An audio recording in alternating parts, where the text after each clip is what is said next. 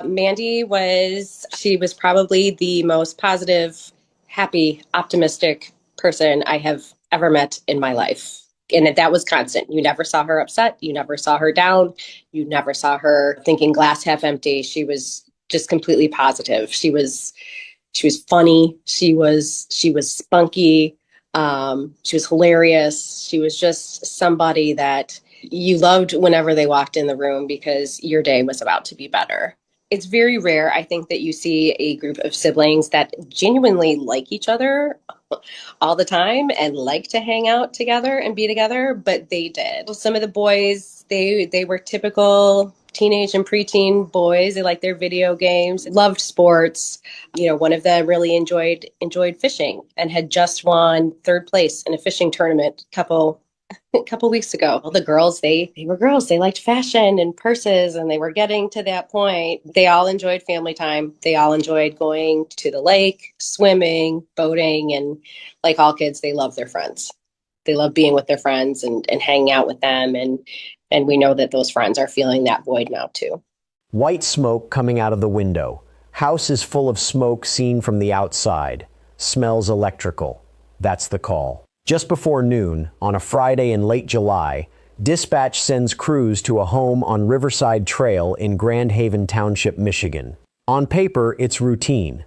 A wiring issue. A stove left on.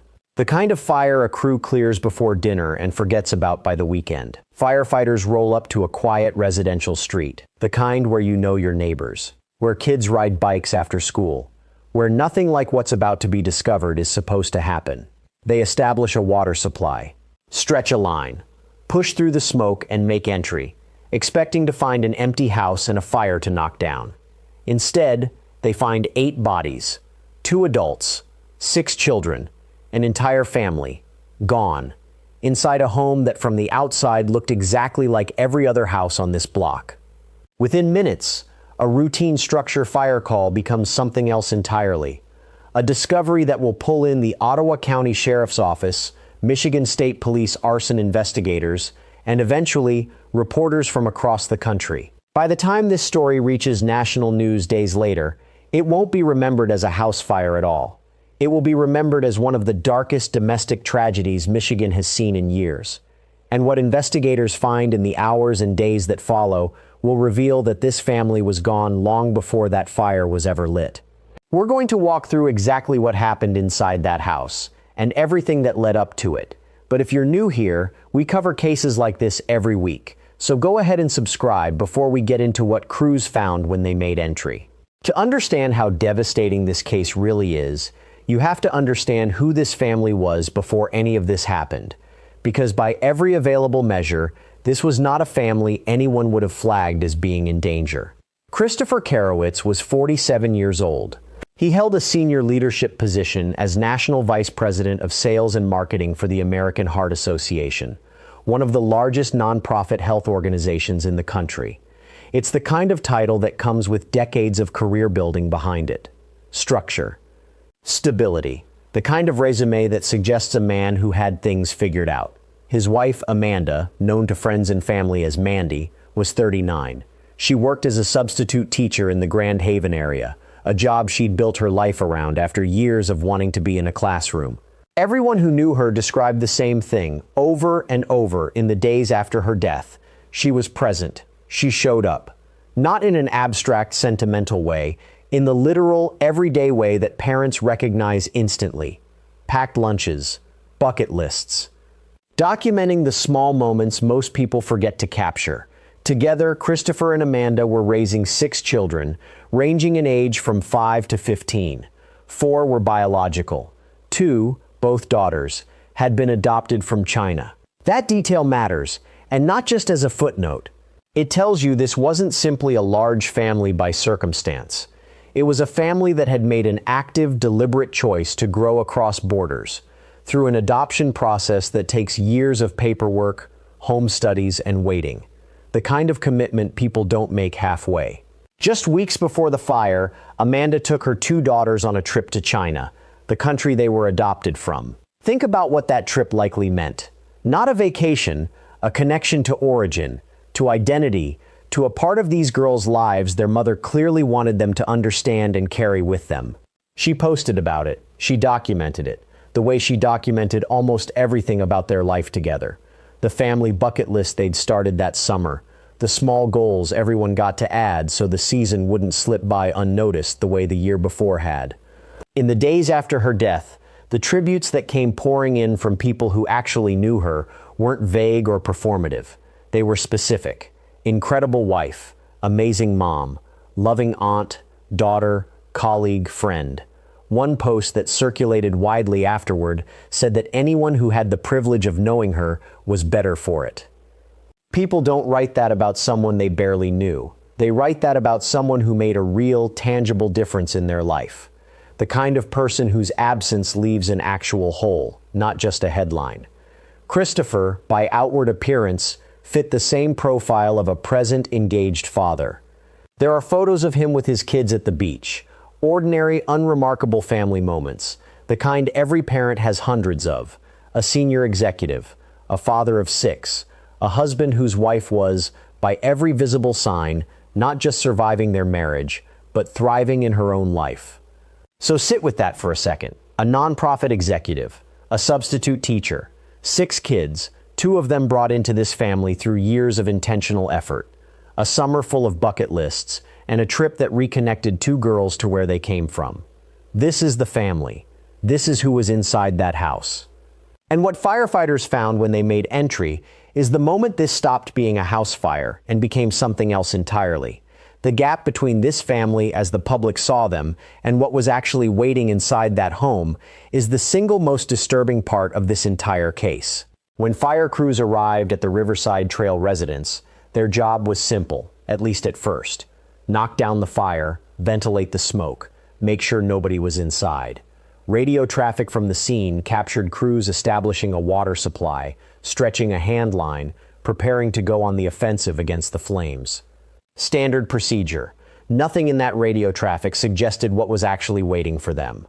Once crews made entry into the home, they found something no training prepares a firefighter for. Inside, they discovered the bodies of all 8 members of the Carowitz family. 2 adults, 6 children, every one of them gone. Crews notified the Ottawa County Sheriff's Office immediately, and what had been a fire call became, within minutes, a full-scale death investigation. At a news conference held not long after, in coordination with WZM Television in Michigan, officials confirmed the number. 8 people found inside the home. 2 adults and 6 children. But at that early stage, investigators didn't yet have a cause of death. They didn't have full identifications. They had a house, a fire, and 8 victims, and almost nothing else to go on. That uncertainty didn't last long. As investigators moved through the scene more carefully, they began to notice something the fire alone couldn't explain. Something that shifted this from a tragic accident into a very different kind of case entirely. Officials confirmed that some of the victims had injuries inconsistent with a fire, injuries that pointed toward violence that had occurred before the flames were ever set. At that point, reporters at the scene pressed for details. Was there any ongoing threat to the public? Investigators said no. Everyone believed to be involved in the situation was already inside that house. Had the fire been intentional? That, they said, was still being determined, with help from Michigan State Police arson investigators who had already been called to the scene. What started as a call about smoke coming from a window had become something investigators would spend the next several days trying to fully understand, not just how the fire started, but what happened inside that home before it ever did. Because by the time the full picture came into focus, it would become clear this wasn't a story about a fire that took a family. It was a story about a family that was already gone before the fire was ever lit. Days after the fire, the Ottawa County Sheriff's Office released the findings that changed the entire framing of this case.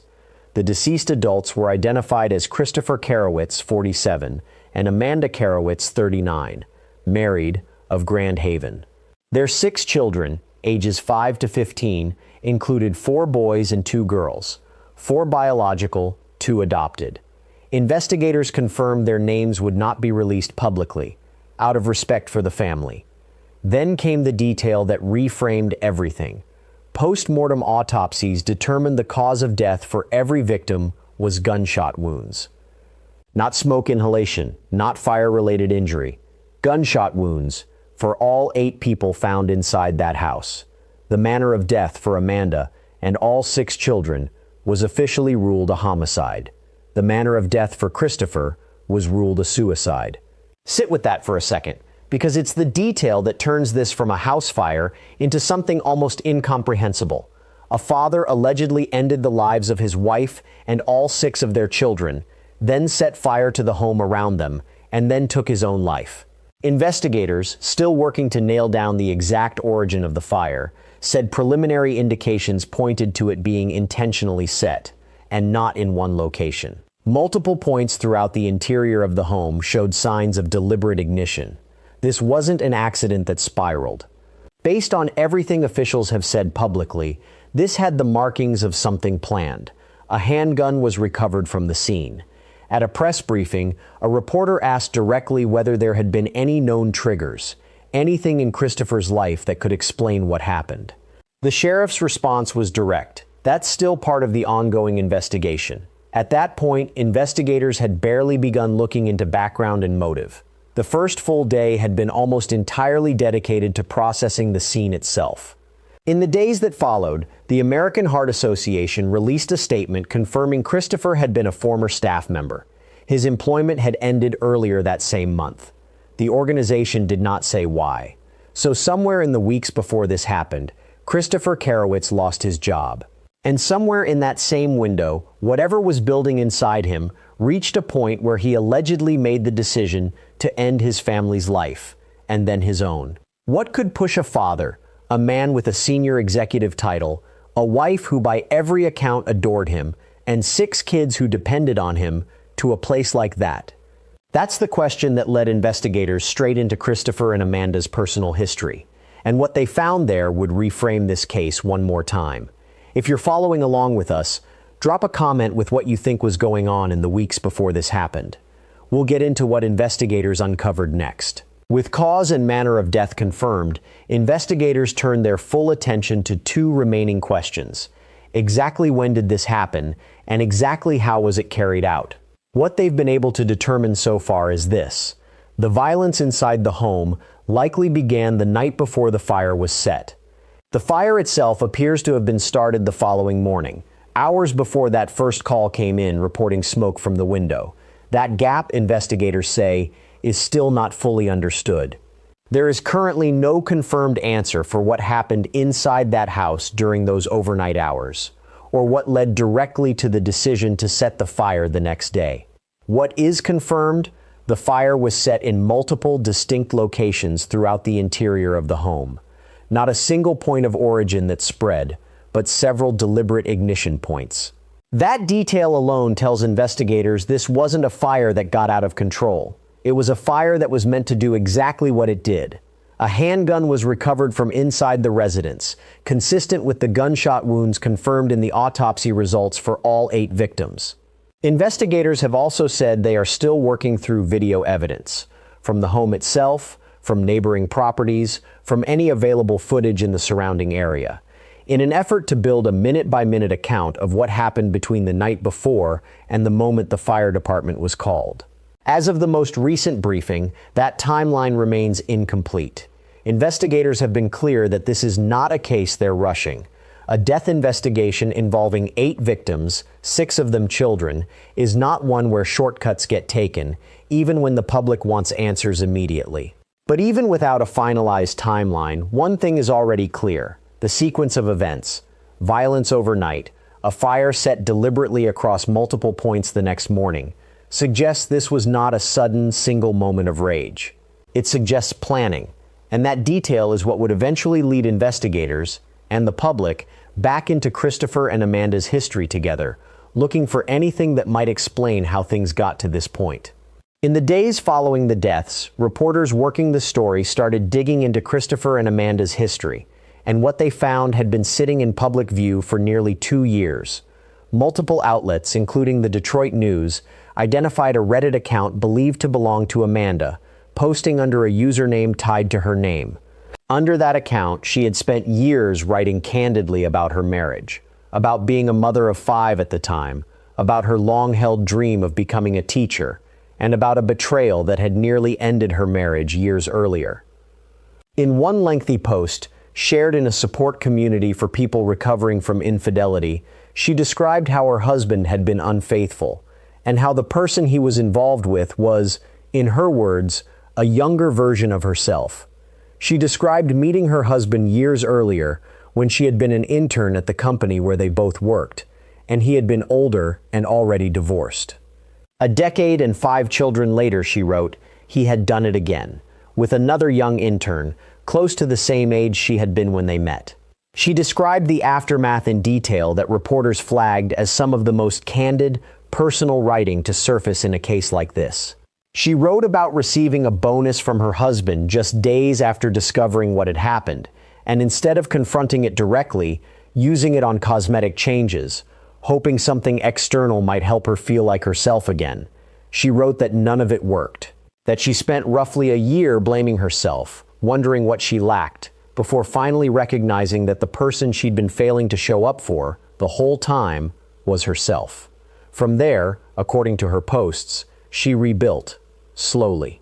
She wrote about journaling affirmations she didn't yet fully believe, about choosing to present herself for herself, not for him, about leaning into a kind of self-rediscovery years in the making. By the time she was writing these posts, roughly 4.5 years after what she referred to as the day she found out, she described herself as someone who still occasionally felt affected by the past, but who had built enough self-worth to withstand it. In a separate post, she suggested the situation had been more serious than her husband had ever fully admitted to her.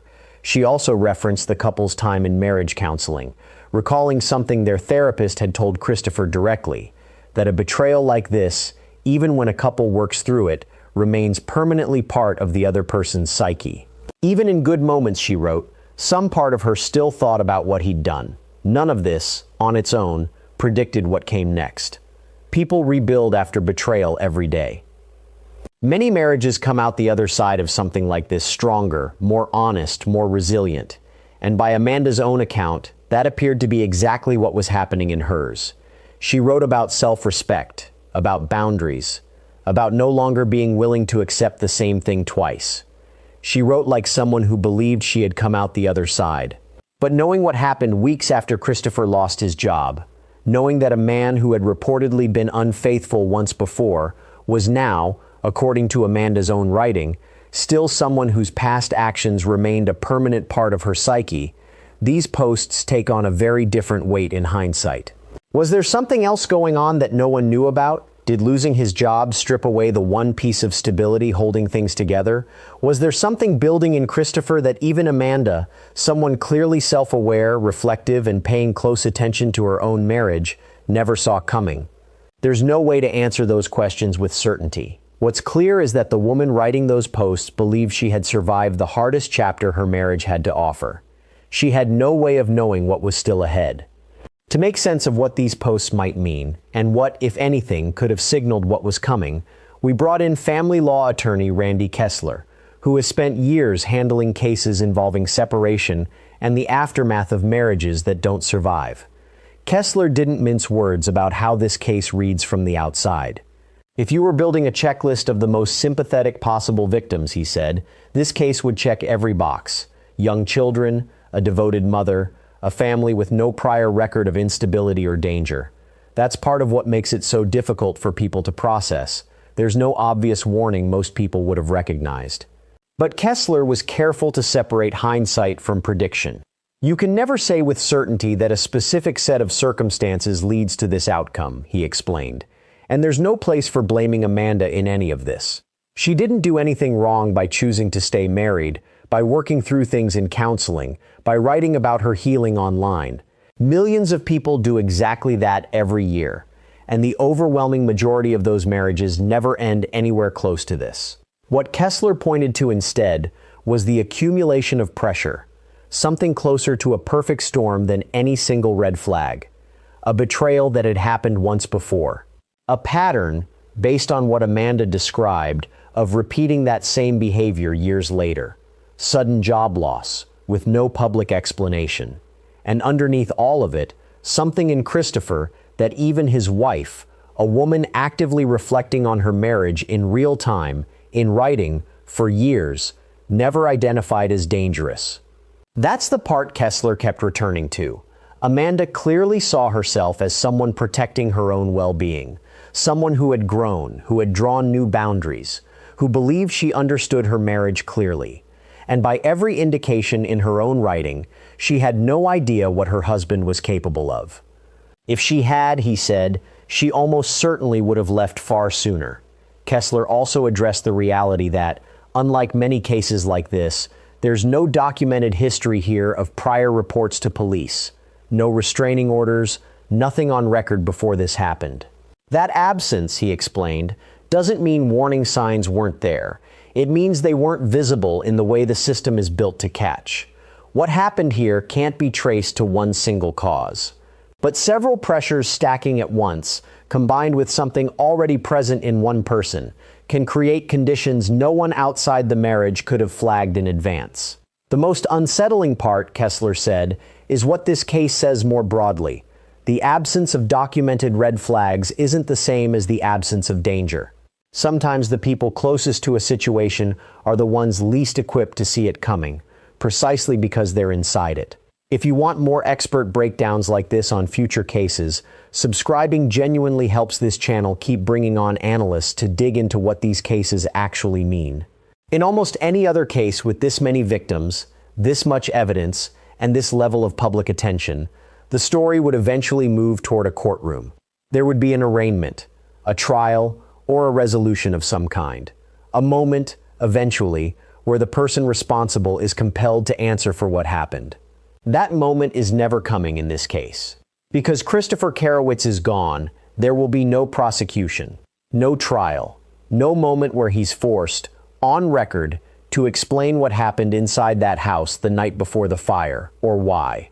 Officials have been direct about this. There is no prosecution when the person responsible is also deceased. The case simply doesn't move in that direction, no matter how many lives were lost, no matter how much the public wants answers. That doesn't mean the investigation ends. The Ottawa County Sheriff's Office has said clearly that a full, thorough inquiry is still ongoing, not to build toward a trial that will never happen, but to give something to the people left behind. Family members trying to understand how this happened. A community that watched a mother document ordinary, joyful family moments online, right up until weeks before this. First responders who walked into that home and will carry what they saw for the rest of their careers. Investigators have said that getting real answers, even without a courtroom at the end of it, still matters. And they've been honest that it takes time. A death investigation involving 8 people, 6 of them children, isn't one where anyone is willing to cut corners just to close it faster. But the hardest truth in this entire case doesn't change no matter how long that investigation takes. Whatever role Christopher played in what happened to his wife and 6 children, he will never be held accountable in any legal sense. No sentence, no judge, no public reckoning. He made a choice that guarantees he never has to explain himself to anyone. And in doing so, he took away the one thing that might have given this family's loved ones some form of closure. There's no other suspect, no other person of interest. What remains of this investigation is focused entirely on background and motive. Not because charges are coming, but because understanding how this happened may be the only thing that helps someone else recognize danger before it's too late. For Amanda's family, for the children's teachers, classmates, and extended relatives. For a community still trying to reconcile the family they thought they knew with what actually happened behind that front door, there is no verdict coming, no sentencing hearing, no day in court. Just an investigation that will eventually close, without ever fully answering the one question everyone is still asking: why? Amanda Carowitz spent years, by her own account, rebuilding herself after betrayal, choosing self-respect, choosing her own healing, believing she had come out the other side of the hardest chapter of her marriage. Her 6 children, 4 biological, 2 adopted from China, ages 5 to 15, were, by every visible measure, growing up in a home full of summer bucket lists, family trips, and a mother who showed up for them completely, every single day. None of that protected them from what happened inside their own home in Grand Haven, Michigan, on a Friday in late July. This case sits with people in a way a lot of stories don't. Not because of shock value, but because there was no visible warning, no prior reports. No pattern anyone on the outside could point to and say, we should have seen this coming. Just a family that looked, from every angle available to the public, like it had already made it through the worst. This video is based on statements from the Ottawa County Sheriff's Office, Michigan State Police, and reporting from credible news outlets. Christopher Carowitz passed away and was never formally charged or convicted of any crime in a court of law. The details described here reflect official findings and public reporting available at the time of publication, and remain subject to further investigation. If this case affected you, or if you're currently navigating a difficult chapter in your own relationship, you're not alone, and support exists. The 988 Suicide and Crisis Lifeline is available 24 hours a day for anyone in crisis. The National Domestic Violence Hotline can be reached at 1-800-799-7233 or online at thehotline.urad.org 24 hours a day, 7 days a week. If this story moved you, subscribing helps this channel keep covering cases like this one with the accuracy and care they deserve. And there's another case, just as difficult to sit with, waiting for you next.